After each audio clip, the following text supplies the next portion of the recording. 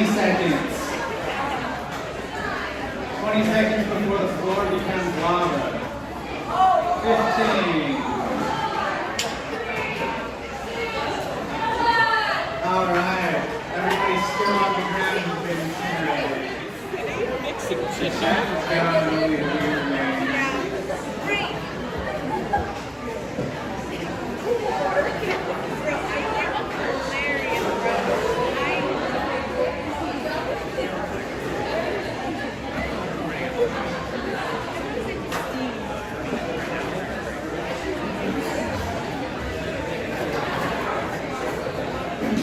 All right, here we go. Everybody can hear me, it's great. All right, the last atmospheric realm. What is that layer of atmosphere we're going to talk about? Is the stratosphere. We're gonna launch core out of the stratosphere. All right, the physical atmosphere, the physical environment. All right, I think we've been talking all week about how the physical is not just physical, the physical is spiritual, right? So, write down spiritual atmosphere again! Part 2, no, okay. So yeah, the physical is very important to people's growth, all right? We may think like, all right, whatever, like we can power through, anything, and Jesus will work, God will work and grow. It's like, yes, but we don't want to make him work so hard. We want a greenhouse. So yeah, how we physically feel in a space affects our comfort, our experience, our attention, so how much we can easily grow. So first off, debatably the most important thing about core is food.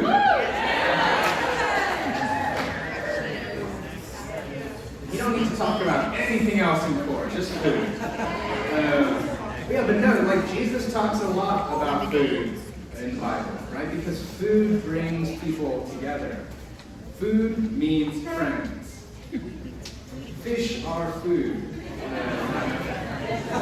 Because they're friends. No. All right, food means friends. Like one of the best things I've loved about this SICM is how we eat all of our meals together and family stuff, right? It builds this intimacy, sharing a meal together. And snacks and things during core have a similar effect. It also gives people an excuse to do something with their hands and their mouth if they don't know what to do or say, right? It's just like, all right, I'm just gonna, if sparks are flying, I'm just sitting back with my popcorn and core, just watch. No, not as a core, not as a core. But yeah, food brings people together. And so you don't have to break the bank to provide snacks every week, all right? I've heard some people call it a snack club, a snack facilitator, where, Again, utilize your returners. Appoint, dub someone the snack club. And she's like, you don't need to bring the snacks every week, but find somebody to do it, right? Call other people to hire. You can bring the snacks something. Your returners can bring the snacks something. Especially as you get deeper into the year, anyone can bring snacks. All right. There's this thing called the Benjamin Franklin effect, where if you do something for somebody, you actually like them more. All right? It seems counterintuitive. It's not like if I do something for you, you'll like me more. I mean, probably, but the Benjamin Franklin effect is if I do something for you, I like you more. Right? So make people like you more. All right? Make them bring snacks. But no, a lot of your people will be willing to, especially later into the year when they're like, yeah, I want to serve my friends. I want to be a part of this. I want to take ownership over this core. So yeah, when I led core 2 years ago, Mark Mont, I asked him before the beginning of the year, I was like, hey, will you be a part of my core? And can we use your apartment? And so yeah, he offered his apartment every week. He cleaned every week. That's important. Cleaning, all right? Cleaning is very important. We don't want to, like, if there's like weird smells, take the trash out. Do the dishes, right? Because we don't want to be talking about are some deep life sharing, and people are just like not paying attention. You're like, oh, okay, I gotta leave in 5 minutes or else I'm gonna faint. Mark cleaned every week, and he always had snacks and drinks. I don't think I once told him to bring snacks or drinks, and yet he faithfully brought them every week. So, Mark, way to go.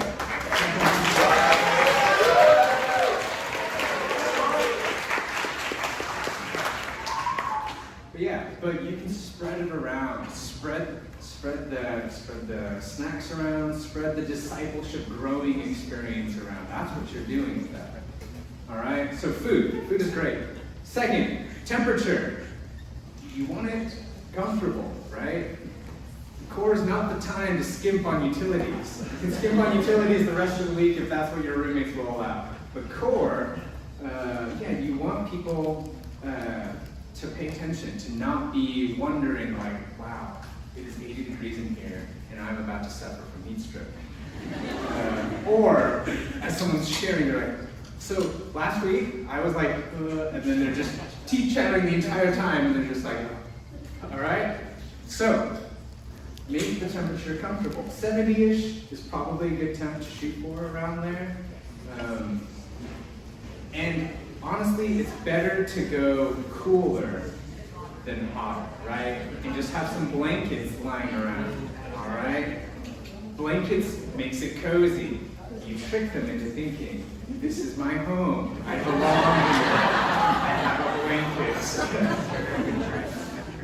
It's a lot better to put on a blanket than to have everybody start stripping, okay? We're not the place for that, okay? All right, so temperature is important. Lighting is also important, okay? Sometimes the spaces we end up using have like fluorescent lights. It's not great, it feels like I'm in here for like open heart surgery or something. I'm under the microscope examination, sometimes it's not going to be ideal, but just saying, in an ideal circumstance, non-fluorescent lighting. But also, I don't want to walk into a core and it's just like mood lighting, candle lights. I don't know if I feel comfortable with that either. So make it cozy, but bright enough so we can see each other's faces, that it's not, I'm not walking in on a date or something, and I'm not walking in on some culty ritual going on. Light, and so if you need to find an extra lamp, again, communicate with move your feet, talk to each other, right? Somebody's got a lamp that they can bring, all right? So make it cozy, don't make it weird. Space. Space is important. If we were in this big space and there were 2 tables worth of people, that would be weird, right? It wouldn't really engender sharing because I feel like I'm talking into the void, right? We are small, this place is big, it doesn't feel great. Same with the opposite. If we were in a small apartment and we were 20 people and it's like standing room only, all right, that doesn't exactly make me feel like I can invite more people, right? And it's probably getting pretty hot because we're all breathing. So, space. You don't want to feel squished. You don't want to be dwarfed. You probably want it to be relatively private, so maybe somebody's apartment or dorm. And you want to make disruptions to a minimum, right? So if you are meeting in somebody's apartment with roommates, communicating with them, hey, I'm going to be having this small group. You don't need to be trapped in your room, but maybe don't cook in the kitchen while we're doing this with cleaning pots and pans. Yesterday, Mandy was talking about how the early Christian, she was talking about early Christians meeting in those public settings, and there's definitely pros and cons and things to balance and weigh. One of my core, again, the blank core, the question mark core. We met in a freshman lounge, all right? And on the one hand, I was like, again, first year leading core, I was naive, I was stupid, I was still learning. Probably, yes, public space, people are gonna see us, doing Bible study, it'll be so awesome, it'll be a public witness. And maybe, people did like walk by a lot. We were big. We were maybe like 25 people in this lounge. People would have to like walk through our thing to get to their dorm. And so like, yeah, it's cool that we're like a public witness, but how many people actually joined us because of that? Zero. Right? People are gonna come because you invite them. People are gonna come because of personal invitation, not just because they saw some people, me hanging out and doing a Bible study in the middle of somewhere. And the cons to that were we couldn't really share deep things because who knows what stranger is going to walk through right as you're going to share. And our discussions were constantly disrupted. They're like, all right, everybody get out of the way. Someone's coming through. So there are pros and cons. I'm not saying you should never do it, right? But you have to weigh what things do I want to focus on right now? What things do I really want to encourage? And how do we, because if we're going to be in an apartment, the weakness is people aren't going to see it. People aren't going to just know a Bible study is going on. So how do we make sure people know? How do we invite lots of people? How do we live a life of evangelism to mitigate that weakness of being private? Anyway, so space. Space is important. If you don't have an apartment or dorm to meet in, go explore your campus. Find places, good places to meet in. Ask your peer team leader, your staff pastors, alumni, upperclassmen. They probably know the campus a little better. They might know some good places to meet. So, 3 years later when I led Core, we again didn't have an apartment or dorm to meet. And we again met in the freshman dorm, but not the lounge this time because there are some study rooms with doors. So it's private. It was glass doors, and so people would walk by, they would see a Bible study was going on. Still, no one was coming just because they saw it going on. But they would see it, but it was still relatively private, right? People weren't going to hear what we were talking about. And so that was a much better space than that lounge. And so, yeah, those spaces exist on your campus. And so if you don't have a readily made apartment or dorm, there are spaces still available to you.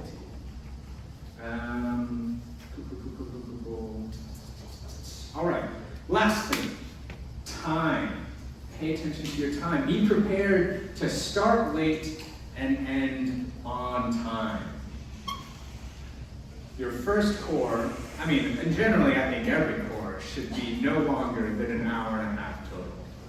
I remember visiting a core once. Like every core I've ever visited or been a part of has been an hour and a half, but this one I visited, it like got past an hour and a half, and I was like, oh man, it's 9:30. Like I am struggling. When are we gonna end? And then it kept going. I was like, all right, I've got to talk to this core about ending on time. And it kept going. I was like, wait a minute. I think this is a 2-hour core, and I did not sign up for this. But anyways, you want people to know the structure of core. You want people to know what they're signing up for. All right, and so I think an hour and a half is the sweet spot. Again, people want to know what they're signing up for. And so if your core starts at 7, expect to start at 7:10, 7:15 if people are finding the apartment, and still ending at 8:30, right? Because I'm more likely to come back if I know, all right, I know I'm going to be out by 8:30. I'm less likely to come back if I'm thinking, okay, we started at 7, and who knows, I might be out at 10, at midnight. I don't know. Tonight, I'm not ready for that uncertainty. So, you want to pay attention to your time. And later on in the year, you can flex it. Like I've definitely gone 15 minutes, 20 minutes over sometimes.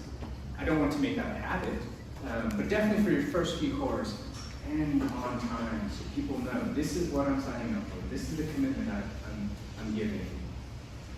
I can come again. I know I can give this. And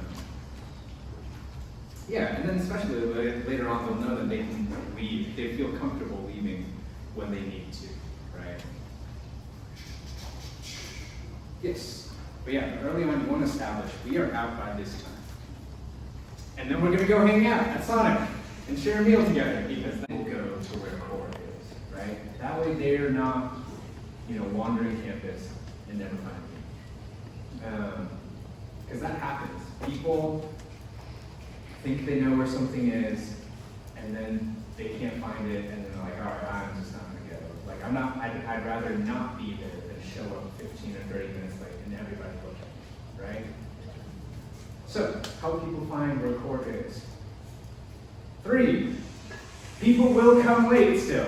People will come late, or they might accidentally walk in, especially if you're in a more private or more public place. Don't be weird. Don't make a scene. Don't do the slow clap and shame them for being late.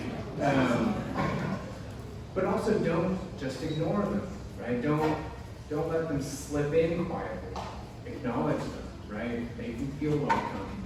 Get them caught up on what's happening, what question we're at, what we're talking about. And invite them to join in on it, right?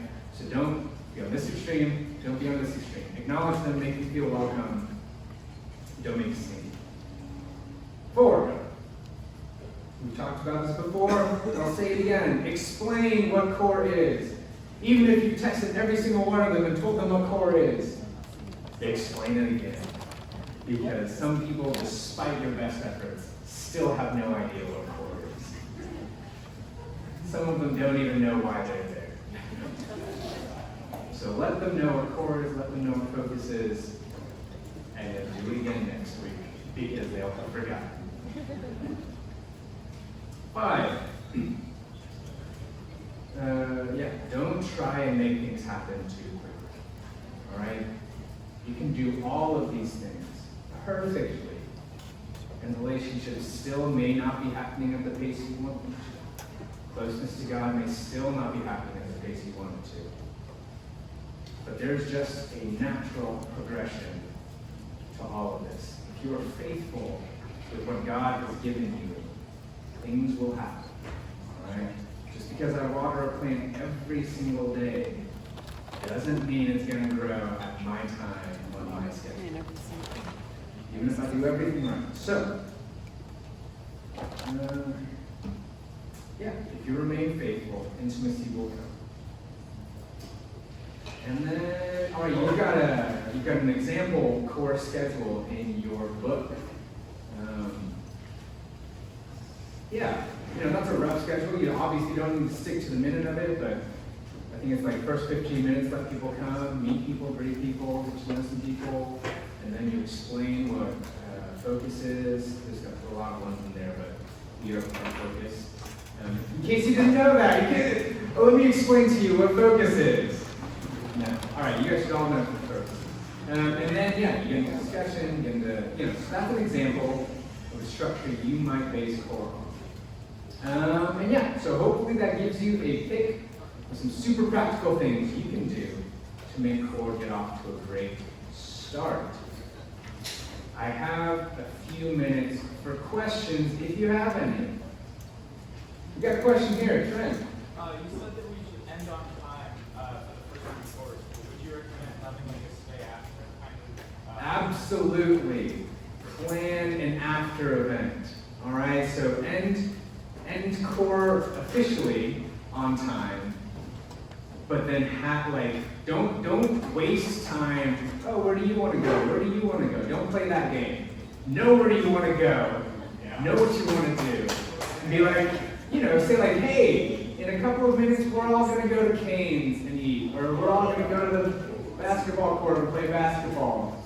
So if you want to stick around for that, we would love for you to be there. And then go around personally asking people if they're coming, personally inviting them.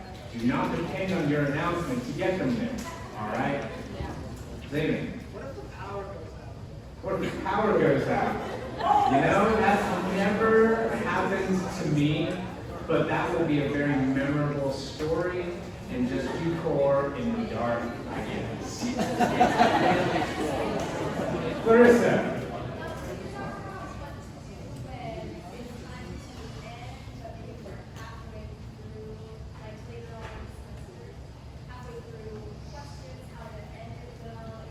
Yes. So, I mean, honestly, that happens on my first core because going through people's life stories is not fast. And so we rarely get through everybody's. And so you just feel like, all right, we're gonna pause there and we're going to finish the rest of this next week. And so if you shared your life story this week, we would really love to see you here next week to listen to other people's life stories because they were here listening to yours.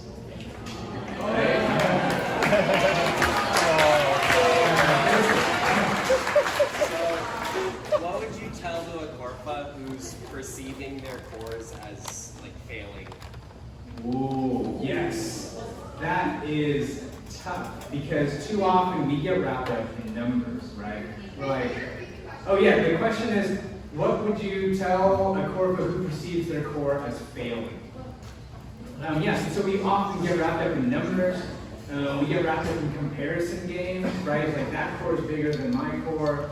I would say, one, cultivate your inner life, right? It's like, what does God say about this, right? What does God say about you? Talk to your peer team leader, all right? They've led core many times. They know what that feeling is like. Every single one of them, I guarantee you, has felt that at some point leading core. Talk to them because they're going to talk you through redefining success. Right? That's very important in all areas of your life. Is what does success look like? Because the world will tell you it's about numbers, it's about fast cars, it's about big banks, it's about big bank accounts, it's about butts and seats. And God will say, no, it's not about that. Be faithful with what you are given. Right? So I can't give you any more specifics than that, but yeah. Talk to God, talk to your peer team leader. One more. What do all these acronyms mean? There are acronyms in there? Yeah, it's like SICM. Oh, yeah. So this is from SICM in Washington, where lots of different ministries come in. So CCM is Campus Christian Fellowship up in Washington. Focus is Fellowship of Christian University Students. Chi Alpha is just Chi Alpha, that is their ministry. M for C is Mustangs for Christ. That's where we got Emily McDonald. So yeah, it's just different campus ministries. Okay.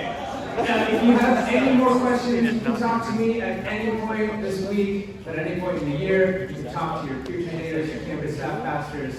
And with that, let me pray, and we will take a quick break before question lab. God, I thank you so much for bringing us here, for guiding our lives to this point. I pray for all the Corpas, returners, people going to different campuses here, and for those who aren't with us. That we might be faithful to what you are preparing for us, for the students and the hearts that you are preparing and working in already. And that these first few cores, God, that you would be working powerfully through our strengths and our weaknesses, through the things we do perfectly and imperfectly, God. We trust that you are the one in control and that you will do what you will do. We trust you and love you. In Jesus' name I pray. Amen.